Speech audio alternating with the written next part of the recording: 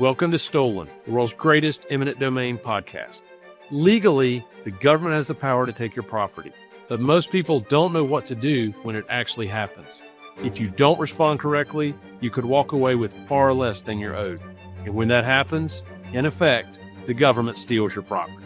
Our mission is simple: protect property owners, make sure they get the compensation they deserve. The government will steal your property, but only if you let them. Hey, I'm Chad Brown. Welcome to the Stolen Podcast. It's our new little podcast here at Chad Brown Law, where we are looking at all things eminent domain and land condemnation. Going to be hosting this show. My co-host is going to be Caleb Wheeler, who runs the Eminent Domain Land Condemnation practice group here at Chad Brown Law. And just want to tell you a little bit about the podcast, why we're doing it, what to expect, what we're going to go through on these shows. So the reality is that in today's environment, especially in the South, we practice in North Carolina and South Carolina primarily. Our office is just north of Charlotte in Mooresville, North Carolina. But if you look all across the South, North Carolina, South Carolina, Georgia, Florida, Texas, what you see is a lot of people are moving there. When a lot of people move into an area, it's interesting, a number of things happen. But one of the things that always happens is you end up with heavy congestion in some of your areas where people want to live. And so the result is not only do you have changes in housing pricing, you have changes in people, number of kids who are going to schools and things like that. One of the big things that happens is you end up with lots of traffic. So what happens when you have lots of traffic is basically they can either build new roads or they can make the roads that exist even bigger. Now, eminent domain and land condemnation have a bunch of different impacts, but the primary place that people see that is in the expansion of roads and in the building of new roads. And so the question is, they don't make any more land. Where does it come from? That's right. Where the land comes from is you. See, what happens is when the government wants to expand, when they want to expand roads, when they want to build new roads, when they need to expand bridges, when they need to expand cloverleafs and turnabouts or whatever it is, because of all of this congestion, what they do is they come and they take your land. They take it. Some people know this, a lot of people don't, but what happens is they come and they take your land, and there's really not much you can do about it.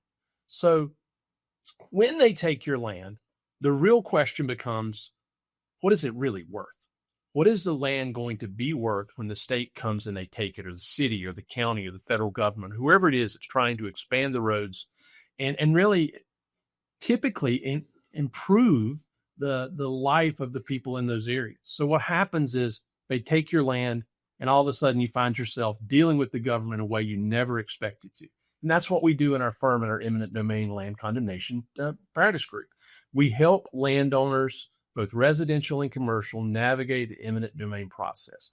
The problem is most people have no idea how that process works. They don't have any idea really what their rights are. And at the end of the day, it's not something that they're going to do a bunch of times. They're probably at most going to have one experience with eminent domain and land condemnation in their life. And unfortunately, what we find is usually that experience is bad. Look, I realize that the government has the ability to take your land. So I'm sure there's going to be people in the comments that are going to be like, it's not stealing when the government takes your land. They have a constitutional right to do that. Yeah, look, I get it. I understand. Don't blow up my comments with, it's really not stealing. We understand how the Constitution works in the United States and North Carolina. We understand the 2,000-year history of eminent domain and the powers of the government to take your property. But what our experience is that when the government comes in and takes your land to widen a road, to build a school, to build a bridge, to add a gas pipeline, to expand a railroad, whatever it is, what we find is that most people are treated so poorly. The offers they've made are so bad that at the end of the day, even if it's not stealing, that's sure what it feels like. So we're going to stick with stolen because that's what's happening. They're taking your land with what seems to be not your permission. And so we're going to stolen, and that's what we're going to do. So if you look at our podcast and what we hope to accomplish, we're going to look at sort of 4 or 5 different types of episodes that we do. We're going to do broad overview episodes where we come in and we look at just the 10,000 foot view of how topics are that you engage with when you're doing eminent domain. We're going to come in and we're going to take a deep dive on things like appraisals, for example. which have a huge impact on what you're able to do in order to get just compensation from the government when they take your property. We're going to come in and we're going to have experts come in. We're going to have other attorneys come in. We're just going to look at a lot of different things that go on in the eminent domain system and the land condemnation process. And at the end of the day, what we hope is that if you find yourself in a situation where your property has been taken by the government, federal, state, local, big railroad, utility company, whatever it is, that when you find yourself in that situation, we're going to be a resource for you to help you figure out, hey, what's going on and what, if anything, can I do about it? So thank you so much for tuning in to listen to our new podcast. We hope you'll come back. We have new episodes and more to come. But today, what I want to do is I want to dive deep into sort of our law firm, Chad Brown Law, our Eminent Domain Division, what we do, why we think it's important, and sort of how things work inside the Chad Brown Law Eminent Domain Practice Group. So with that, I'm going to turn it over to Caleb Wheeler. Caleb is head of our practice group for Eminent Domain. And Caleb, going to be my co-host. He's going to be here every week with us, going into deep, super technical issues to complex issues, to easy issues, just all across the board, helping people understand what's going on. So Caleb, let me ask you this. Just start here. We're going to talk a little bit more about you in a minute, but just tell me this. What is an eminent domain or land condemnation attorney? Like what actually is that? First of all, thank you for having me, Chad. I appreciate the opportunity to speak today. And what an eminent domain attorney is, what a land condemnation attorney is simply this. We're a guardian of the rights that homeowners have in their property when they purchase them. So essentially what we do is represent homeowners when they have been confronted with a taking of their property for road widening or any other type of government project or government related project that could affect their property. Okay. So tell me this. So you're representing primarily in our firm, we're representing landowners or business owners. We don't represent the government. We're not representing the entities that are taking the property. We're representing the people who find themselves losing their property.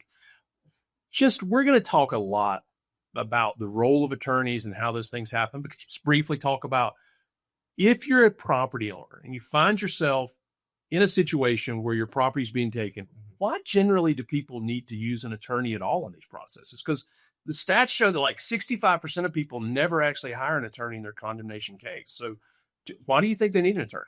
Well, that's actually a great question, Chad. And the answer is somewhat simple, not to be coy, but it's simple. And that is the closest thing most landowners or property owners will ever get to an eminent domain or condemnation case with the issues involved and all these things, or if they purchase a home. Even that being said, that is such a different topic and such a different event in someone's life than an eminent domain case. Yeah, they both involve land, but looking at comps to buy a house and comps for an eminent domain case are completely different. So that's just one of the many, many issues that will affect a homeowner or a landowner, whether it be commercial, single family dwelling, doesn't matter. There's so many complex issues involved with these cases that a homeowner would be bereft to try to handle these on their own. Okay. So let's talk a little bit about you, because you're the one who heads our division. You're the one who spends, most of the face time with our clients. So where are you from? Where'd you grow up? Where'd you go to law school? Actually, about yourself. Yeah. So interestingly enough, I am from right across the lake from Mooresville in Lincoln County. My family is from the Denver, North Carolina area, more specifically the Pumpkin Center, North Carolina area in Lincoln County. I grew up in Lincoln County, spent a small stint of time in Georgia, the Panhandle of Florida, and actually even Vermont, New Hampshire. Around the southern part of New Hampshire, I was a little bit of an anomaly there, but being a son of the South. But however, grew up there in that area, oldest of four. Been in this area my entire life, though, for all intents and purposes. Went to college at Pensacola Christian College down in the Panhandle of Florida. That's what I was alluding to earlier. Really enjoyed my time there, Chad. It was a great experience. That area is just an amazing area. You spoke about Florida earlier, about all the growth in Florida. That is definitely one area that has experienced a lot of growth. So was there and with the undergraduate school in Florida, and then went to Campbell Law School in Raleigh, and I really enjoyed the time there. Got to study under the famous James McLaughlin, who's co-authored a lot of bills in our North Carolina General Assembly. and I got to laugh at his jokes and listen to his lectures on property ownership and trust and estates. So why did you become a lawyer to start with? Like, what led you to become a lawyer? That's a great question.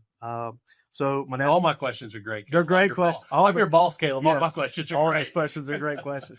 So with that being said, Dad was a pastor, and so I grew up watching somebody in somewhat of a white collar industry helping people. And so with that, watching that and how he just invested in people's lives, I didn't feel a call to the ministry, so to speak, but I did feel a call to help people. And so at the age of 14 is actually when I decided that I'd be a lawyer, and I started pursuing things from that point on. No lawyers were in my family. There was no grandparent or uncle or aunt that was an attorney. I was the only one that wanted to do that. But it was an incredible way to help people. And interestingly enough, it has been such an incredible ancillary thing to what my dad did. Or what he does now. So seeing how he helped people and then applying it to my legal career has been really, really incredible to watch. And it's just simply this, Chad, loving people, just loving on people. Yeah. Well, and in our practice, especially one of the things we find is in the eminent domain practices, there's a lot of anxiety that comes with that. Right. And we'll talk about that in future episodes. But one of the issues that happens is people find themselves in it's just uncomfortable. There's these people that show up, they start seeing stakes in their driveway, and some person shows up at their house and says, hey, we need to talk to you about this piece of property we're taking from you. And certainly there's tremendous opportunity we see on a day-to-day basis to help people sort of navigate these complex issues like you alluded to earlier. But also be able to give them sort of confidence and assurance that they're going to be able to get through this okay. They're going to be paid fairly. Their rights are not going to be taken advantage of. They're going to be represented in a way that's, they're going to walk out of this and say, hey, I still feel like they stole my property, but at least I got paid for it. Correct. So you didn't start in eminent domain, though. That's not where you were. You had some legal work. What's your sort of legal background before you came to work to lead our eminent domain group? Right. So during law school, I interned with a closing firm, a real estate property closing firm. So these are the lawyers you go see in either state, up to South Carolina. You go and see these attorneys when you buy property. They're the ones that help you sign all the paperwork and they draft your deed. So that's what I did. I essentially drafted deeds, reviewed loan documents, helped people sign those, did title searches, all these different and various things that go with that specific practice of law. Before that, I spent time working for the Department of Public Instruction, worked there just as general counsel. And so during this process, I started developing skills for eminent domain. Interestingly, that had no idea what the future held for me at that time, but developing the skills as I was going through my legal career early on. And then prior to that, I was a real estate agent, Chad. I still am a licensed North Carolina real estate agent, or real estate broker rather. And so I was able to sell a few houses beforehand. And so that gave me the experience that I needed for ancillary issues with eminent domain, such as valuation. So if you look at your background, do eminent domain now, but several years of closing attorney, that's heavily invested in drafting, deed related work, reading plats, understanding sort of the whole real estate space, understanding all of the complexities, for example, of dealing with banks, exactly, which is an issue we run into in residential eminent domain cases. Know you're a realtor, love real estate. So what do you like about being an eminent domain lawyer? So you've left and you've been here several years now. And I mean, you run our division and you're doing eminent domain day to day. What do you really like about it? So it's a couple fold here. So my grandmother growing up, she worked for the Lincoln County GIS department. Okay. What's that? It's basically the tax department where they value your land. So they're responsible for appraising your land and assigning a value to it for tax purposes.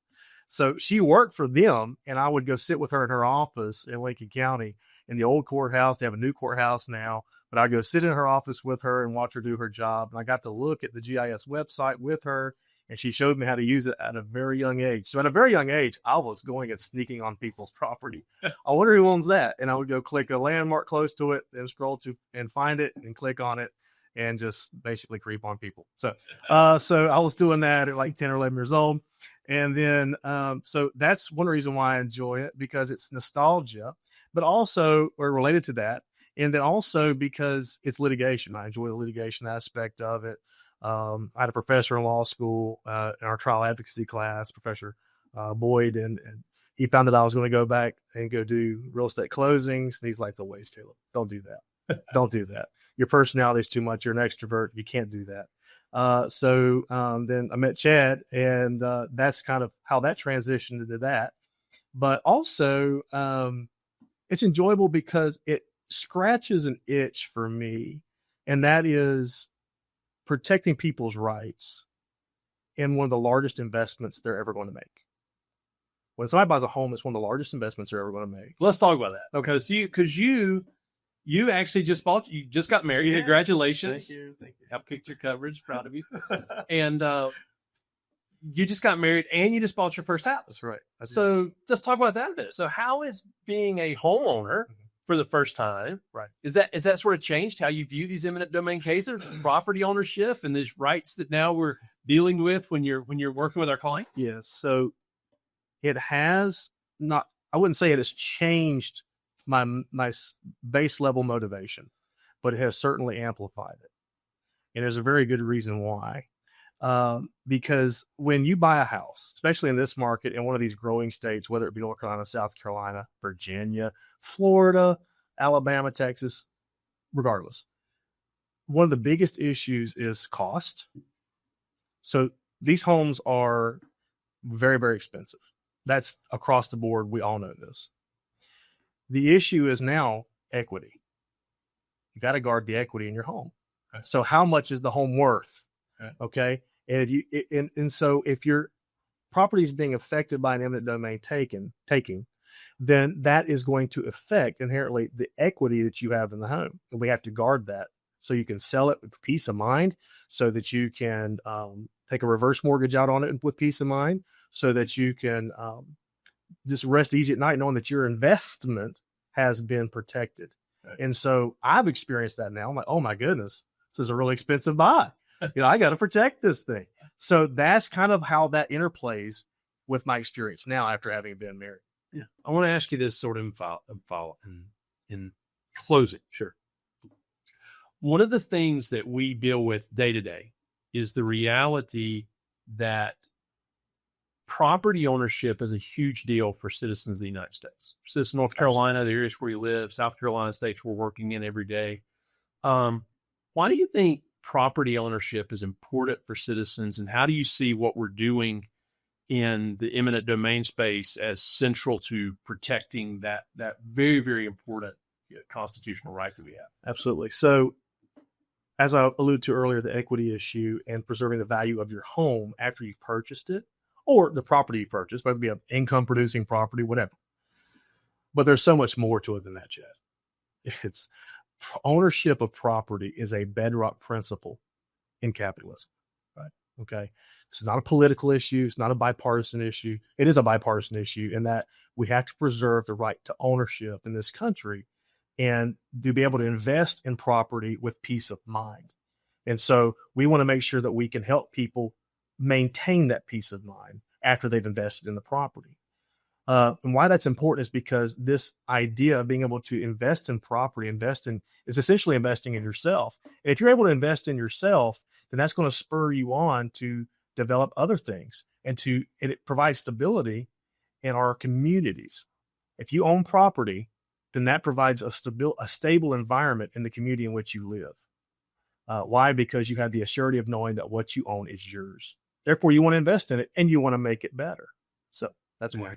And I think it's important because one of the things we realize is that a lot of times in the United States, we take property ownership for granted. Absolutely. But it's not like that everywhere in the world. And when you're confronted with eminent domain, when you're confronted with a condemnation action, a taking of your property, you find yourself very quickly realizing, wow, this really is a huge part of what makes our country great. And what I really like about our eminent domain division is we're able to step in and realize that when people sort of have that insight for the first time and say, yeah, we know this is a big deal. We know this is important. That's why we do everything we can to make sure that your rights are going to be protected. So with that, Caleb. Yes, sir. So we will be back. We will talk more, all kinds of issues. Yes, sir. Thank you so much. Thank you so much for joining us on Stolen, where we're going to talk about the top eminent domain land condemnation issues affecting property owners all about the country. Please subscribe. And till then, we'll see you next time. Thanks for watching. Be sure to hit that like and subscribe button and leave us a review in the comments.